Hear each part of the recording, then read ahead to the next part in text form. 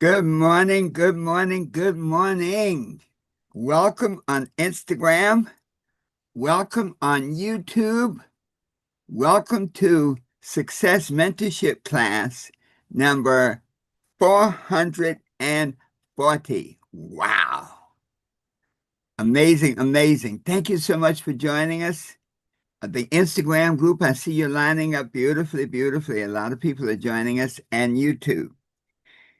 This topic today of designing the next chapter of your life is so apropos because many of us, believe it or not, are over 30. We may even be over 60 or over 70. Some of us even over 80. And one of the things that I realize is that the older you get, the more valuable you become. And so when we looked at this topic of designing the next chapter of your life, I thought that we'd put some time into it because each of us has the ability to rewrite the story that is our life. Betty shared a powerful message last week on the power of stories and the stories you tell yourself, the stories you accept about yourself.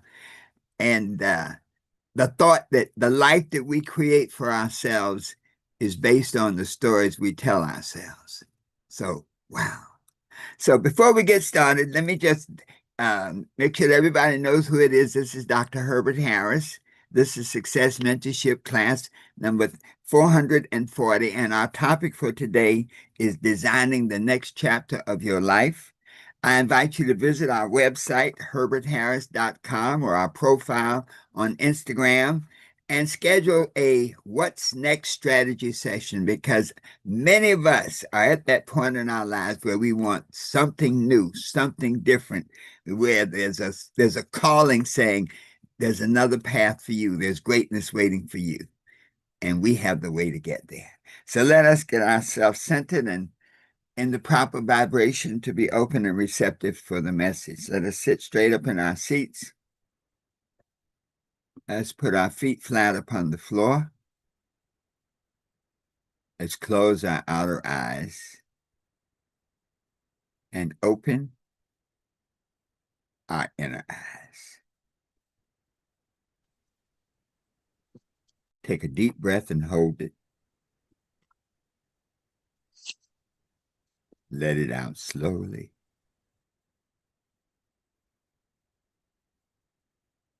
Take a deep breath and hold it. Let it out slowly.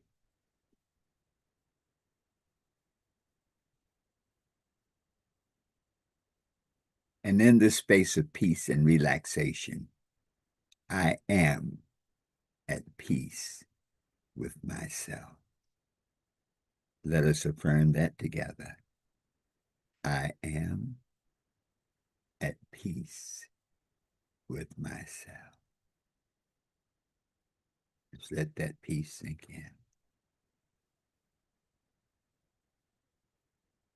Take a deep breath. Let it out slowly. And in this space of peace and relaxation, my mind is open, receptive, and ready to learn. Let us affirm that. My mind is open, receptive, and ready to learn. Take a deep breath. Let it out slow.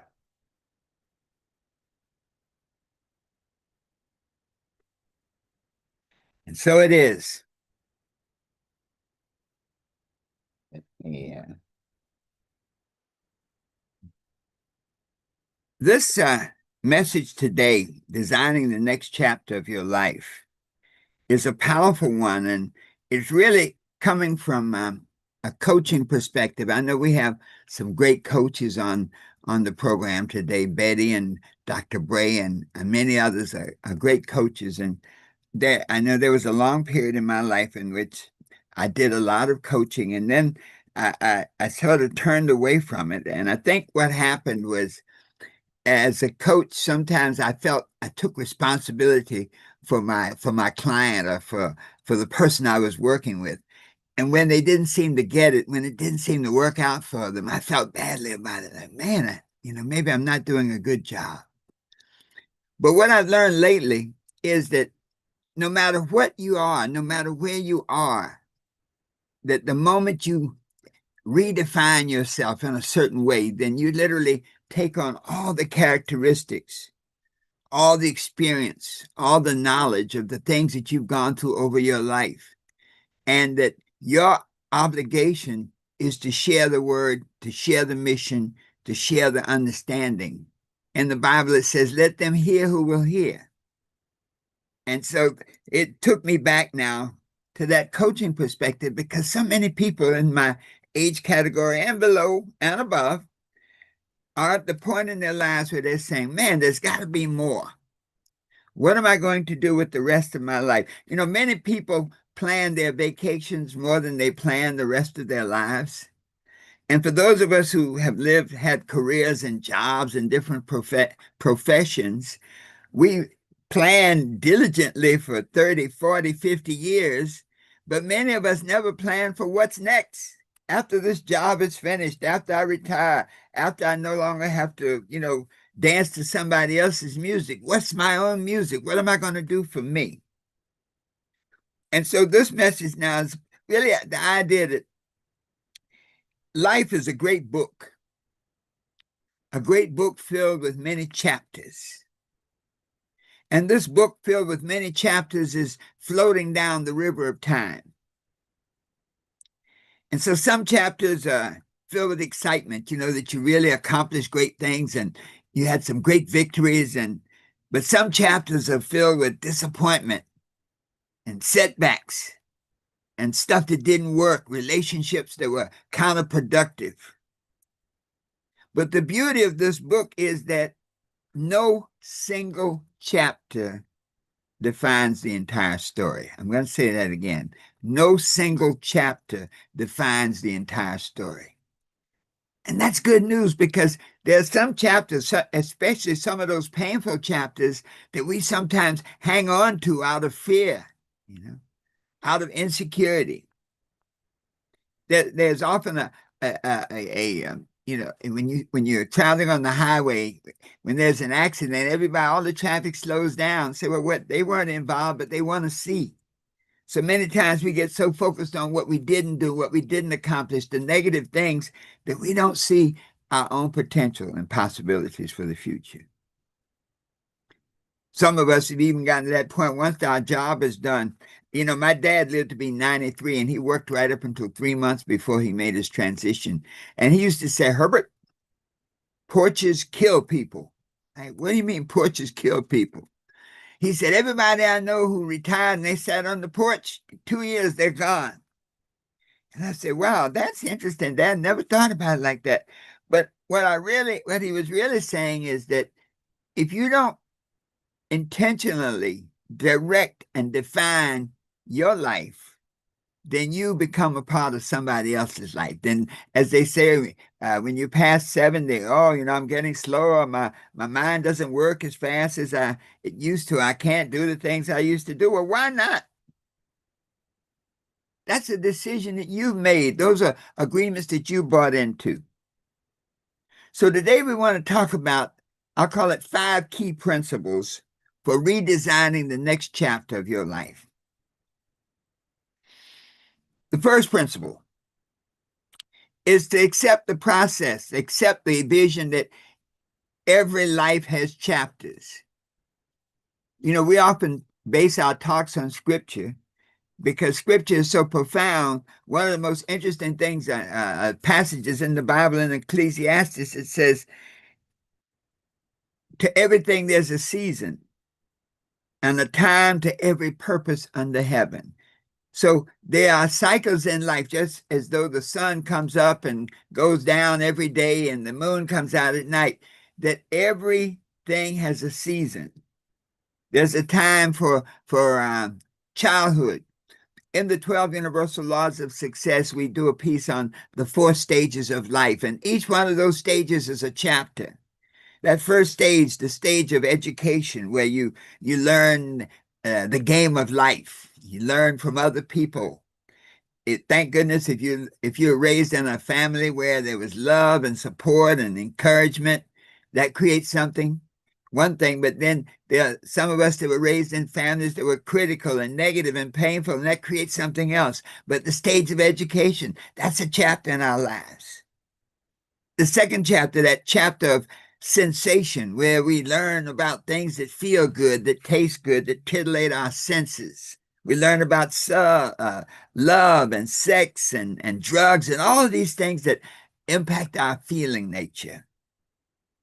Then we have that chapter on power, where we learn how effective we are at creating a life and creating a world around us. That age of power where we are able to manifest our dreams and create a world based on our thoughts and our visions. Then you have another chapter, the chapter of legacy. What do you want your life to have stood for? What's the footprints you want to leave in the sand? And so this is really a powerful piece, because everything has a season, everything has a cycle. And so whatever's going on in your life right now, there's an end to it and a new beginning. Every season teaches us something different. I guess one of the challenges that people have is trying to stay in a chapter that's already ended. When, those of us who've retired, one of the revelations that when you retire, after you get over the excitement of not having to go to work every day, it sort of occurs to you, well, what am I going to do with my day? What am I going to do with all this time that I have available? Some people even try to relive yesterday. It's like, yesterday was great. Let me keep doing it. And then there are other people that live a life of regret, allowing the disappointments and the failures of the past to define their present, and even more dangerously, to limit their future. Well, one of the keys to life is this: you can't write tomorrow's while constantly rereading yesterday. I'm going to say that again. In the book of life, you cannot write tomorrow. You cannot write about the future if you keep living in yesterday. Every ending creates an opportunity for a new beginning. So when you leave the job, this is an opportunity now to redefine yourself in another way. And the end of each season is not the end of your life. It's not the end of your purpose. It's just an opportunity to begin again. We always have the chance to begin our lives again. And so I challenge each of us to ask ourselves, well, what chapter is ended in my life right now? It may be a relationship chapter. There's some people, you got to put them to bed. You got to close the door and say, that relationship was not good for me, was not good for my family, was not good for anything. Sometimes you have to change your whole environment. We begin to reflect our environment, and if we're living in a place that's not congruent with how you feel about yourself, you may have to move. But the key is this, that a new chapter is always waiting for you. This book of life has all these blank pages, and it's your honor, your obligation to fill those pages, to write the new story of you. So the key is, number one, to realize that life is about chapters, and that your life is not a chapter. A chapter is just a part of your life. Second point, rewrite your identity before you rewrite your life. The power of self-image, how we see ourselves, determines how we respond to the world, how we relate to the world. Everything in our lives is filtered through the filter of our self-image. So It has nothing to do with the external. Two people can go to the exact same party, walk in together. One person, because of their self-image, says, "Oh my goodness, this is the best party I've ever been to. The music is great. The people are beautiful. Everybody's loving this food. Oh, I'm so happy to be here." The person right next to them say, "Oh man, this is a terrible party. All these folks are stuck up, running around pretending to be successful. I hate the music. You know, I don't like the decor." And so how you see yourself is critical. Many times we define ourselves in the past of what we were. I was an executive. In network marketing, when people are getting up and they tell you, their story, how they came to be involved with this company, they say, "Well, when I was in corporate America." Well, everybody's in corporate America. Corporate America runs the world, runs the country. I was a teacher. I was a business owner. I was an attorney. If you are focusing on what you were, then you are undermining what you can be. See, these descriptions tell us who we were, what we did. And one of the traps of life is that we get so much into our profession, into our job, into the things that we're doing to make a living, that we begin to define ourselves in terms of the job. So when the job is gone, we have no value to ourselves. That job defined us. There's a great prison, and the prison is called yesterday. Many times when we get stuck in these prisons of yesterday and these things that keep us from rewriting that chapter, from writing the next chapter, crises often bring it out. In the Bible is the story of Paul and Silas, and they're in a prison, and that prison can be, metaphysically anything that's holding you back, that you have permitted to hold you back. And it says there came an earthquake, and the doors of the prison flung open. So sometimes the crisis we have in our lives, the challenge we have in our lives, the change that we have in our lives, that might be just that earthquake to make the doors of your mind and of your consciousness fling open. Once again, it's all about these seasons. You think about it. Moses spent 40 years as a prince, 40 years as a shepherd, but he didn't do his greatest work until he was 80 years old. And so this is a lesson for us that it doesn't matter your age. It has nothing to do with the years that you've lived. It's more about what you can give. The world may identify you based on your past, but God identifies you based on your potential. So how you define yourself is critical now as you begin this next chapter of your life. So instead of defining yourself on what you used to be, let's define yourself in what you're becoming. The next chapter begins the moment you tell yourself, this is it. Point 3, design your future with intention. There's so many principles here. The scripture says, where there is no vision, the people perish.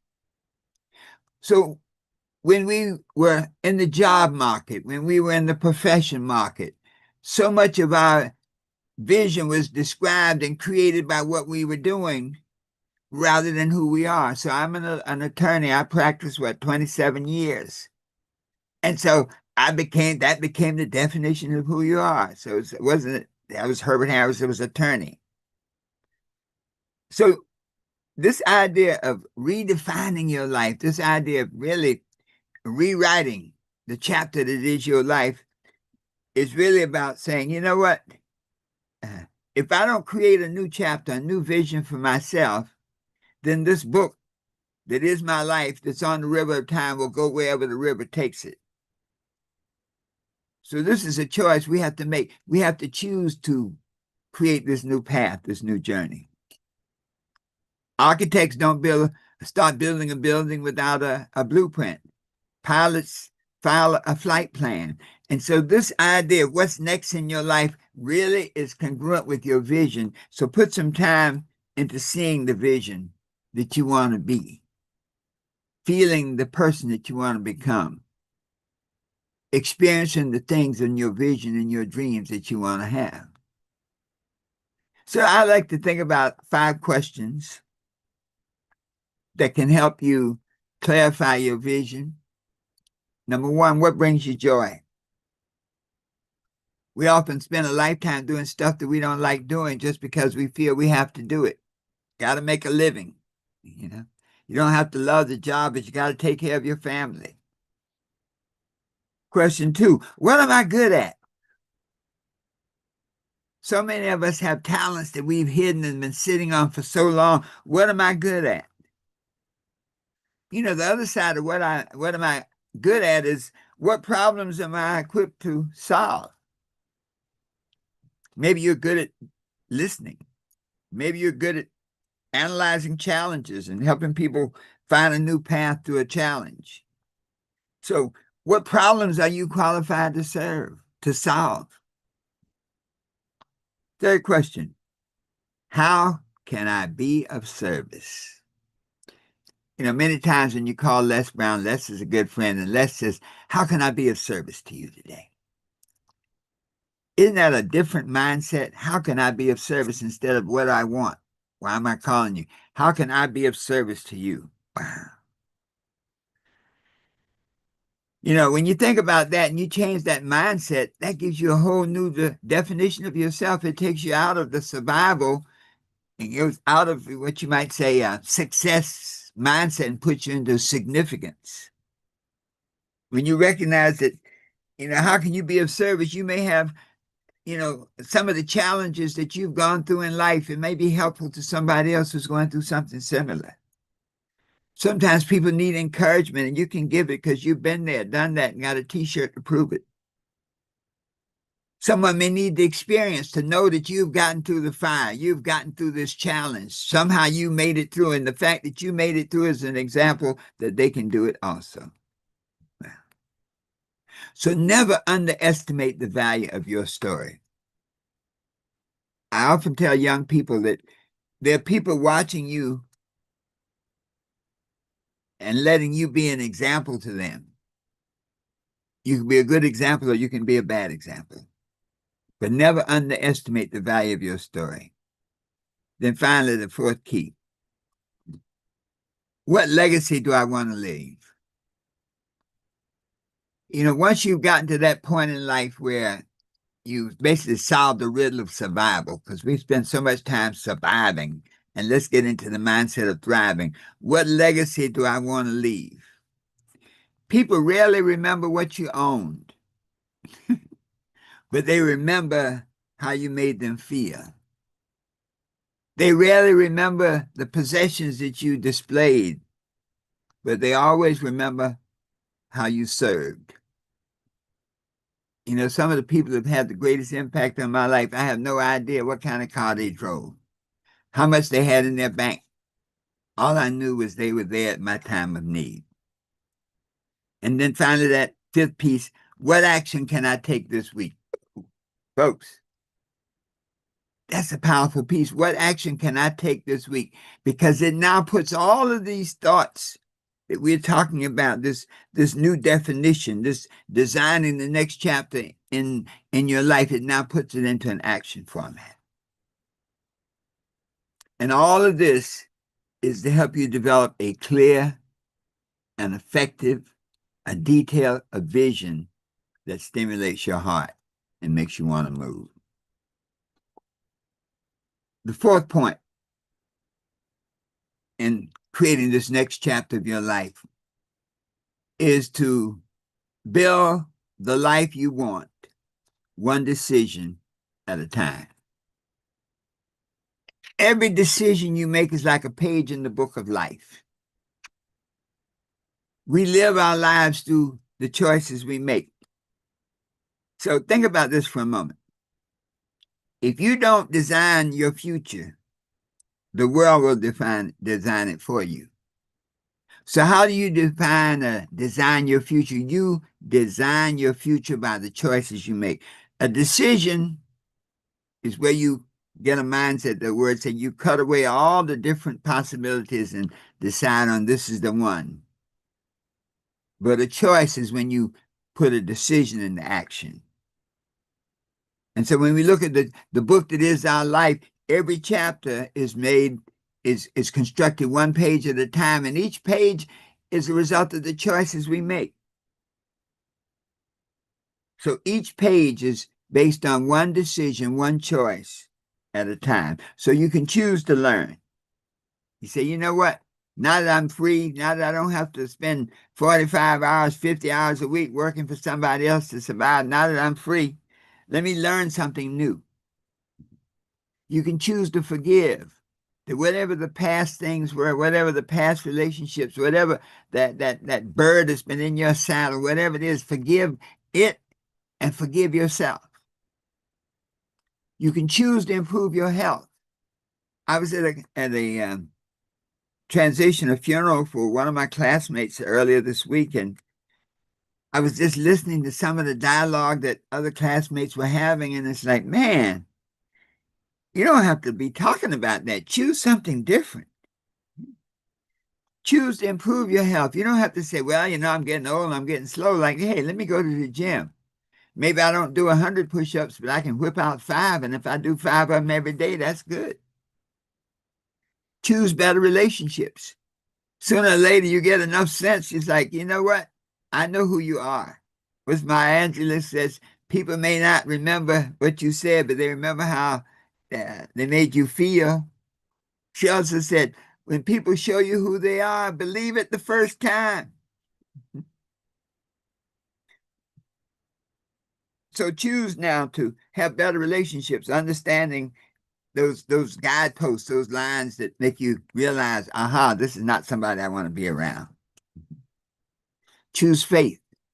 Many times in life, you're at that point when you're getting ready to make a choice, a decision, and you say, am I operating out of faith or am I operating out of fear? If I'm operating out of faith, then I have that congruence with my purpose, with my creator. It's these small daily decisions that make all the difference. The book that is your life is written page by page, decision by decision. And finally, point 5 about designing this next life, this next chapter, is to live the rest of your life on purpose. The master teacher Christ said when he was talking to the lady who was about to be stoned, and he said, go and sin no more. And so once you've gotten this clarity, once you've seen that everything is about chapters in your life, once you've rewritten your identity so that your self-image is congruent now with the future rather than the past, once you've designed your future vision and made it clear and written it down, once you've built your life and understand the power of decisions in creating each chapter in your life, then the coup de grace is to now live a life that's congruent with all of that. So we'll end with this. What are 5 key steps that you can take? How do we put this idea into practice? Step 1, celebrate what you've accomplished. We have done incredible things. If you start looking at your life and say, what great, incredible things have I done in my life? And you start looking through that mirror, through that glass, you'll find things that will surprise you. You'll go like, wow, man, I sure did. I got through that, didn't I? I didn't think I'd get through that. I remember how badly I felt when I was going through that. And yet, as Maya Angelou said, and yet I rise. Number 2, release what no longer serves you. There's a lot of baggage that we carry with us. And as long as we carry that baggage, it's like pouring new wine into old wineskins. It bursts and you lose the new wine and you got a broken wineskin. So release what no longer serves you. And that's one of the beauties now of being able to redefine yourself, because now when it's centered on your self-image, how you want to feel about yourself, how you see yourself manifesting, you now have a standard. to eliminate that stuff that doesn't serve you. Number 3, create a compelling vision. When we say where there is no vision, the people perish, but they that have a vision, happy are they.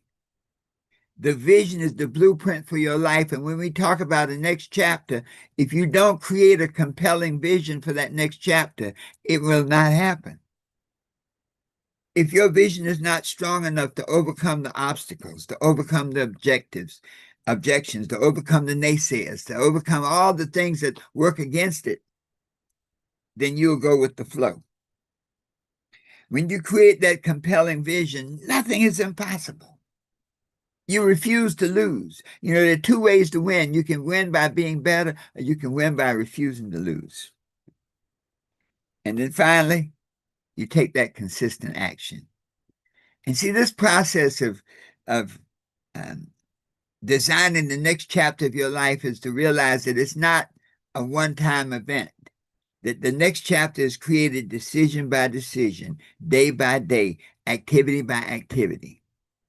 That when you can do that, nothing is impossible. So let's recap.